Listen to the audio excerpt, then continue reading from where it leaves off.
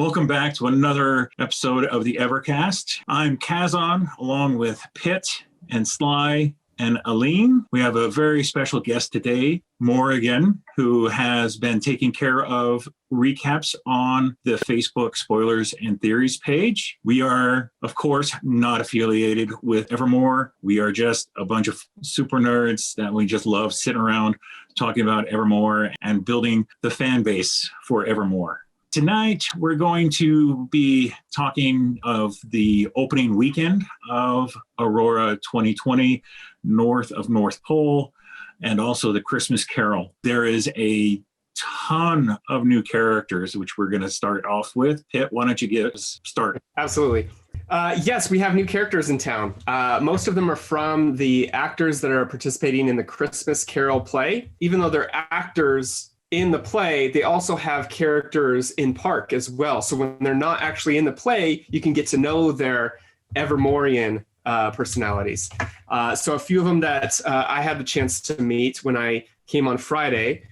We have Edith, I think we mentioned in a previous episode, the wife of Boris. She's playing Belle in the Christmas Carol. I had a chance to talk to Lily and Willie. Those are party guest 1 and party guest 2 in the nephew's home. I had a chance to talk to them, but it was hard to understand if they were brother, sister, husband, wife. They would not answer that question. So the jury's still out on that one. We've got the 2 Tiny Tims. So Small Mall is one of them. And she was chosen for the role because she was, what it sounds like, homeless. The other Tiny Tim, Eliza, she actually was hit with polio when she was younger. And so she actually can't walk, and that's why she was chosen for the role. Let's see. And she's actually Jewish, which she brought up was kind of a weird thing for her to be in a Christmas play. Her parents ran a deli near town, it sounds like. Let's see. We've got Bill Schumacher. He is a cobbler by trade. Thus, the Schumacher came from shoemaker. Him, along with Simon, play the 2 Bob Cratchits. Actually, is there a third Bob Cratchit? I believe there is. All right, so 2, maybe 3 Bob Cratchits. And then we've got Victor, who plays the nephew, one of the nephews. I believe there's 2. Victor looks hauntingly similar to Sykes. I think a few of you had trouble with that. I made that mistake. I went up to talk to him and said Sykes. He's like, I'm not Sykes. And I'm like, okay, you're both wearing a red coat and the same pants. Did you say that to him? No. He's wearing a red coat. It's Sykes without the Abu hat. Yeah. Without the fez. Right. Abu hat. Get it right. And then one of the Charlotte Dickens, she's actually a gray. And she said she's been in town before. I'm trying to remember her first name. But Katie, you said that she wasn't of the Gray family. Is that right? I'm thinking that's what she said. Maybe I misheard her. She might have said she was one of the Grays, but I'm pretty sure she said not that Gray family. And there's so many more characters, actors in the play that I didn't get a chance to meet out of the play.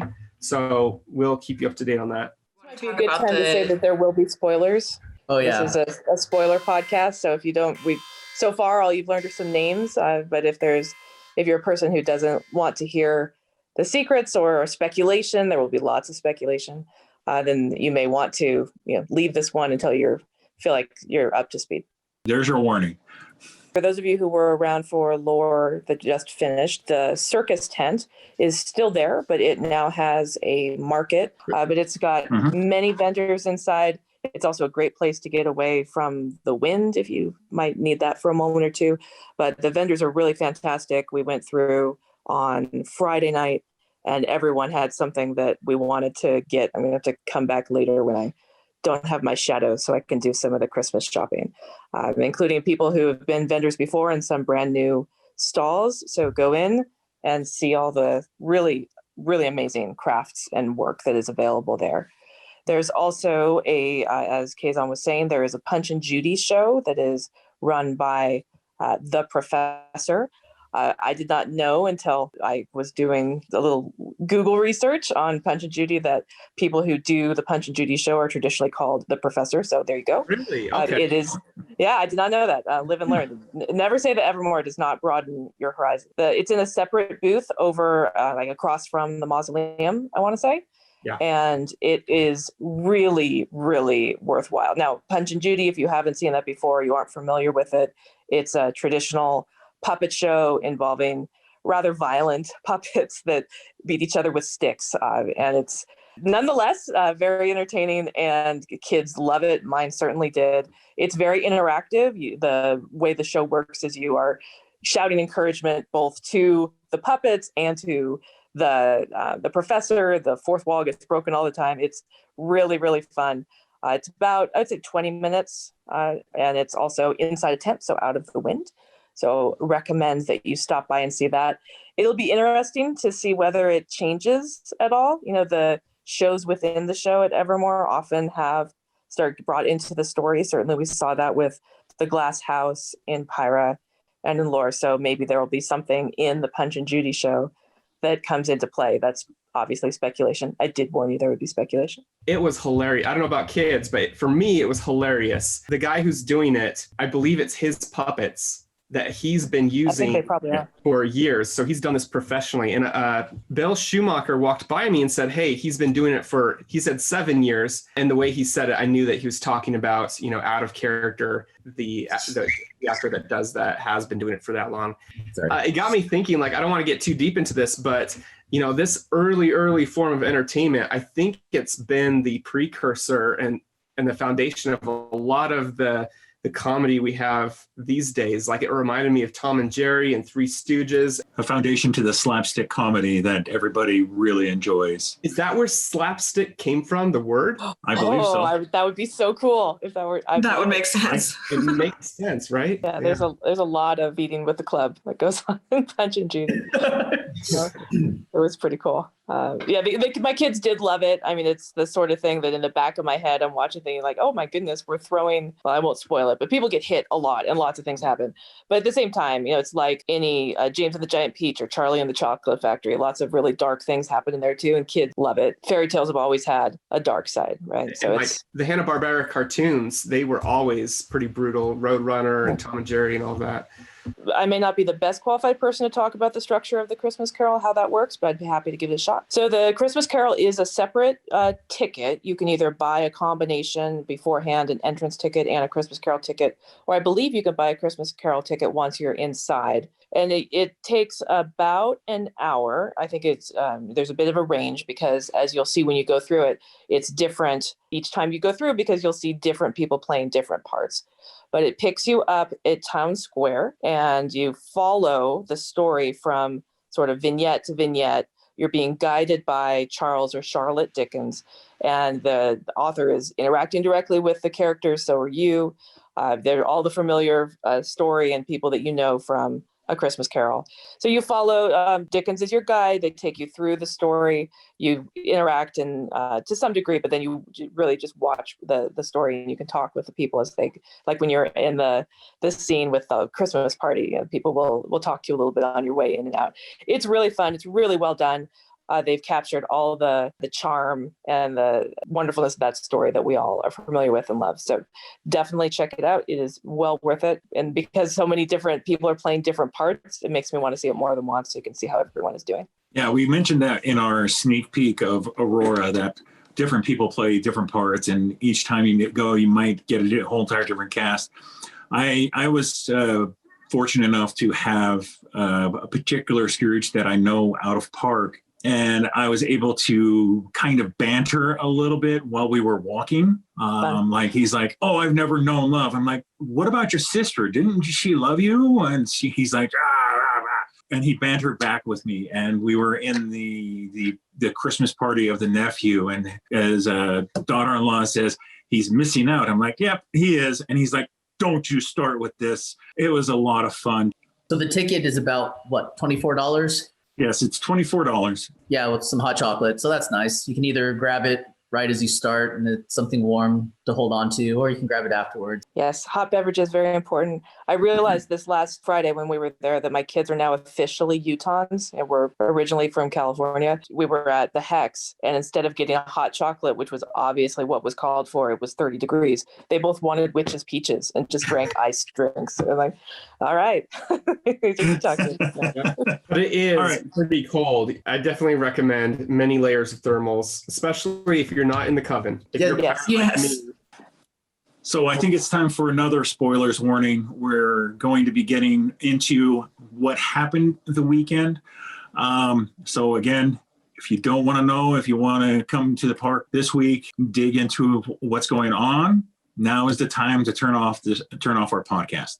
We started off with kind of a quieter night on Thursday, just getting into the season, getting to know the new characters that we have for the Christmas Carol, both who they play and who they are as Evermorians. There was also the start of the prank war for the Black Hearts versus the Coven. Apparently, the Coven has come up with a phrase that, if said to the Black Hearts, will cause them or force them into a bow, and they will be forced to say, "Blessings of Saint Mitchell be upon you." Yes, the idea being, I think that they wanted to act like acolytes. They will be acting like acolytes, semi-acolytes. The name is not the same, which is interesting, right? That is very interesting. I thought it was. I thought I misheard someone, but then they kept saying Saint Mitchell. It's almost like they don't really want them to make them actually invoke actual Saint Michael. Well, Maybe. it goes back to when, if you go back to our lore recap about the heist of Restgiver, when they dressed up as acolytes to steal the Restgiver from the Coven, they were saying blessings of Saint Mitchell upon you instead of Saint Michael. So that's where that comes from. Okay. That makes sense. Next on Thursday, we had Bartholomew Humphrey was reported missing. Thursday, we didn't know a whole lot about what had happened. We had heard that he was last seen walking towards the barrier. Mm-hmm. We don't know if it was intentional, but we do know that there were some of the Hollow Guard that saw him walking towards the barrier. That kind of brings us into the next subject that happened on Thursday, where the barrier was reported to be shrinking. So again, not sure if he was walking intentionally to leave or if he walked to check on the barrier or to check on something, didn't realize the barrier was smaller now and accidentally stepped through. I wouldn't blame him if he just up and left. That poor kid. I'm telling you, How many he jobs do you have? accidentally walked through, but happened to leave a note. We'll talk about that later. Accidentally through with "See ya, suckers." So is that what happened on Thursday? I was not available. Not available on Thursday. Thursday for Marks, there was a note from Driner that was coded. In it, he said that Aron, Piper, and him were going to check on the boundary because as they were out, it was shrinking, and they have markers out there. And as it passed through, as the boundaries closed in, the markers were not appearing on the other side, the England side. That's going to be an awkward combo. So three of them? and Driner. So the boundary's shrinking. We are now aware that Evermore is in danger because it's been thrown into the endless seas and there's nothing protecting it. But that was found out on Friday. But yes, boundaries are shrinking. The things that are passing through are not appearing on the England side. So concerned. Friday. So Willow held a town meeting. She's really bad at announcing them though. There was like 4 of us there. Yeah, really bad. There must have been more than 4 because there was you and me, and then there were more than 2 other people. But I mean, I didn't see a whole lot of people. Anyways, and then there is when we learned that there was a note left by the younger Humphreys saying that he's going to do a thing, looking for Philander. So it was found. So we know that he's out. He went looking for Philander. Hopefully, when he went through the boundary, he got through before the portal actually shrunk. Because from what we eventually learned, this shrinking of the portal is Evermore being swallowed up by the endless sea. And seemingly out of nowhere, 2 very important individuals decided to show up. Vashme and Dietis, who like to be called Cheer. They are what are called Archai. Hopefully I am pronouncing that right. So they are very powerful beings. And it's very interesting because depending on who you talk to, they do power levels differently. So the sister will say on a scale of 1 to 20, 20 being the strongest, they are like 17. But if you talk to the brother, he'll go from a scale of 1 to 20. They're like 3 or 4. I talked to Delos and I asked him why he isn't a god, and he said because no one worships him. So I think if we just worship him, we become Whoa, way to just throw that out there. Yeah, he went on. But Yeah. the thing is, he's a very powerful individual. They both are. He's had a few tragic events that has happened to his homes, plural. The first one, Cortham, according to him, decided to mine ley, and that's where that went bad. And his people, and by his people, I mean other Archai, didn't escape in time. It was just him and his sister. And then he and his sister ended up on, help me out here, Boreum. It really sounds like a boring place, and that's how I think of it. But it's like they made it to an island, and that island too is having some issues. They say that they've come to Evermore to help protect it by becoming what Winnie has said are the spirits that keep islands like Evermore from being swallowed up in the endless sea. So, Sly, can I ask a question about that? Sure. The Archai is who, as if I'm recalling this correctly, I don't have my notes in front of me, but that's who Dr. Seneca said is who caused the curse on Delos. From my understanding, though, like every planet there's like a power hierarchy where you got God with big G, someone below that with little g God. Fates and the other people I can't remember are somewhere between 1 and 3. And then there's Archai. Planets in general have this system. It's not, so you can't say Archai and have that be all of them, from my understanding. Don't quote me on that. But I believe these Archai are from a different place. They are not the ones that actually had anything to do with it. But interestingly enough, if you start talking to the sister cheer, she clams up real quick about anything that's remotely sad or frustrating or serious. So if you want to try to get any information, you have to go to Brother Cheer. And even then, be prepared to have to do something to get him sufficiently cheerful so that he can, according to him, if I'm going to talk about depressing things, you got to get me up here so that I can fall back to here. So a friend of mine, Finch, had to sing and dance on top of a tree. On top of a tree? Yep. So what he did was he went up to Willow, put his hand on, did his song and dance. And he let that Brother Cheer accepted that. Made him laugh. And Katie, I'll turn it over to you because these people came right after a particular dream that Cassandra had. Yeah, so Cassandra apparently had another dream, and we all know that her dreams are more like visions. She dreamed that she was walking out towards the barrier in search of Bartholomew. And as she was walking, she saw a great darkness in the distance that seemed like it was a wave coming to crash over Evermore.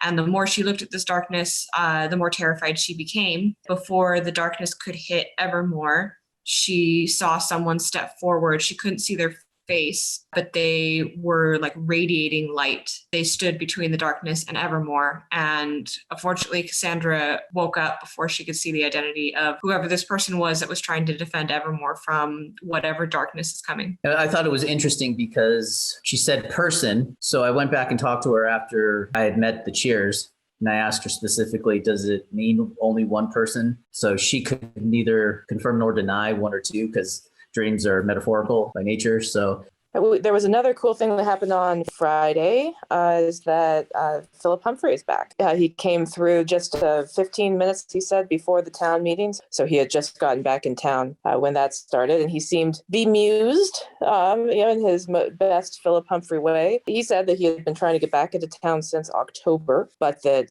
of course, there was nothing there, which he found most vexing. And he was unable to come through until he encountered someone, I just lost the name, Gerhard Richter, who showed him into the woods where to just go walk this way. And Philip did, and then found himself on the outskirts of town. A person did not come through with him. And I was just starting to ask some more questions about that when the town meeting started. So I did not get the rest of the story about who this person is and why they knew how to get across the barrier. Perhaps someone else did. But Philip had previously been, he said, of staying in London with his family and with Violet. He did get stripped of his knighthood, which I think we had known was going to happen, and it did. Something to ask him about if you want to have a sad conversation. Yeah, apparently high society has not been very pleasant to his family. And after he was stripped of his title, they got even worse. So fun to hear, like Aline said, if you want to hear more about that, talk to Philip, but do so gently. One more thing, Friday. I can't say much, but a shout out. They helped me in a prank that I can't tell too many details about. But Oh no. man, I just love them for helping me out with things. Being a pirate is so much fun. Yeah, it's all in good fun. But yeah, more on that coming. So it's an ongoing prank, or it's a prank that's in progress. Things have been set in motion. Oh, nice. Dun dun dun. I'm not sure if I approve of this as a night, but we'll see. Did I say nice? Obviously, you're not stopping it, so that means you approve of it. Can't stop it if I don't know about it. Well, time to gather some information. Time to talk to some pirates and figure out what's going on, or just sit back and watch the mayhem that Pitt does. Watch. Just watch. Yep. One other thing that happened on Friday, it was at the very end of the night. One of the actors for the Christmas Carol, his name is Victor. He apparently knows things about people that he should not know. He told Thaddeus that he knew that, or he wanted him to know that Magnus is proud of him. Kind of weird that he said is when he knew full well that Magnus was dead. But he said he was proud of him. He told Willow that her father is proud of her. And there were a couple of other things I don't remember. He talked to Cassandra, I believe, and gave her a message from her grandmother that he shouldn't know. So He's basically, interesting. he knows things from the dead. Sounds Yeah. like it. I asked him if he was a medium. He said actually he's a small. So no, he's not. He's not a medium. Oh my. God. He legitimately, that's what he did. No, actually, but he said, I don't think I'm a medium. He looked down and yeah, so he's not a medium. And in case you guys are wondering who Victor is, he looks like Sykes, but doesn't have the Abu hat. Okay, continue. So Saturday, I barely caught the end of an important event that happened in the battle arena with Philip when he got reinstated as the postmaster, and he is also the very first postmaster general of Evermore since they are no longer part of England. If you look for it, I believe there's a video, or there will be a video, one of the World Walkers have, that Philip was saying that him and Sykes, when he left, they weren't on good terms. But it looks like the two of them have been able to make amends for past aggression towards one another. Good, because that was very stressful. Yes. Then one of the Scrooges looks an awfully lot like Ozymandias Krampus? Flynn. I did not have a chance to talk to him. I believe Morrigan did. Yeah, I didn't get to talk to him directly. It was kind of something I walked in on. So I was talking to Audrey. Audrey ran up to me and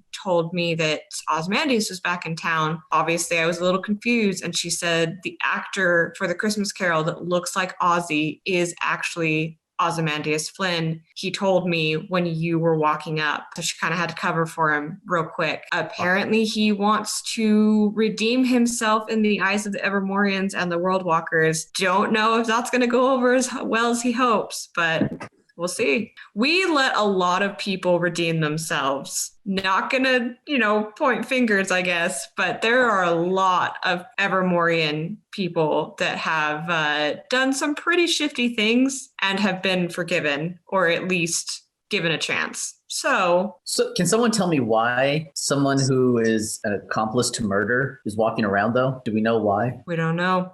The last thing, or I don't know anyway, but the last I heard was from Sykes when we asked about Ozymandias. I don't remember what brought it up, but he said that he did see Ozymandias in the tower when he was there, but it was in passing. They were able to have a quick conversation, and then he was taken out of the Tower of London, supposedly to execution is what he made it sound like, but apparently that was not the case. Well, we all love a good redemption arc, and paying attention to the storylines of Evermore, there's always some kind of redemption arc somewhere in there. Last Aurora was with the Frost Lords. It was with Gimli. It was with the complete misunderstanding with the Frost Wolves when they first came in. Everybody loves a redemption arc. So that's probably what they're trying to play with Ozzy. We'll see what happens. We'll see if us World Walkers are as forgiving as we could be or should be or should not be. 'Tis the season. Yeah. Let's not forget Titus. Titus is one of those.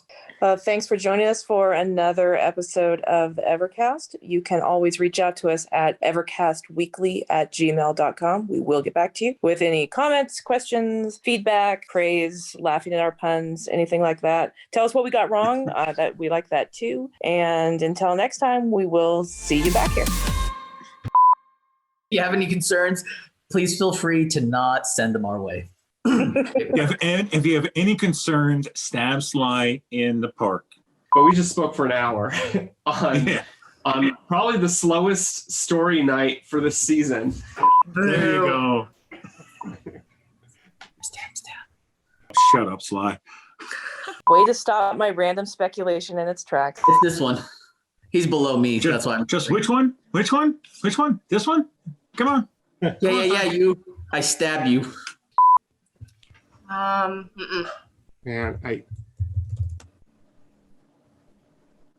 I'll try to break your hand later on. Yep, I know. No, please. Yep.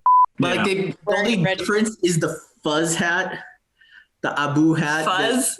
You mean the fez? The snuffs, not the snuffs. Yes, the snuffs and the stuffs. We do hate you. It's fine. Yep, I know.